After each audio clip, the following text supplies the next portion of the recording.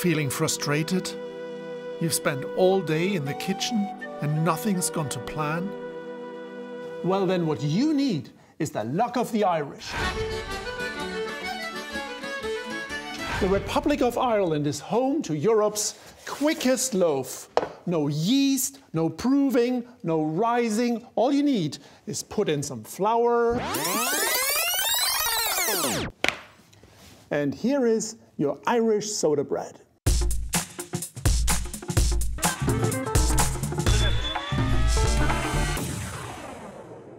Okay, let's go through that again. All you need is wholemeal flour, buttermilk, salt, and 4 grams of this rather intriguing white powder. Sodium, hydrogen, carbonate. Or just baking soda to you and me. In the mid-1800s, Ireland started importing baking soda from the Americans. It was a cheap but reliable leavening agent. And this was only the start of Ireland's chemistry with the United States.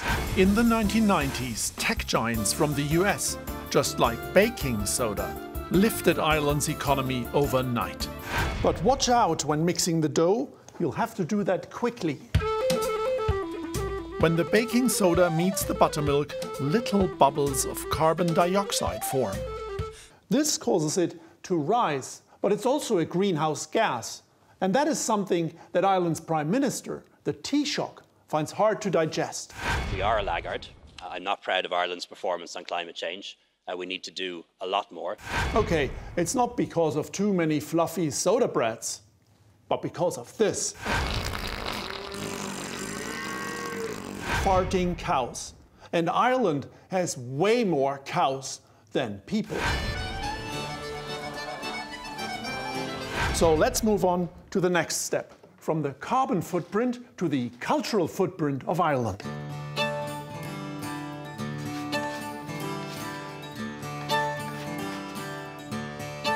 Once you have shaped the dough, score it with a symbol found all over the island, the Celtic cross.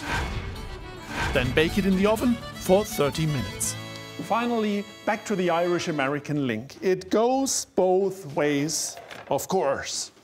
That US baking soda raised the Irish bread game, but in return the Irish exported Halloween, unicorns, and some 22 US presidents to America. Kennedy, Reagan, Bush, Obama, Trump. Oh, no, not Trump. His forebears hailed from Germany and Scotland. Looks like someone dodged a bullet there. Again, luck of the Irish.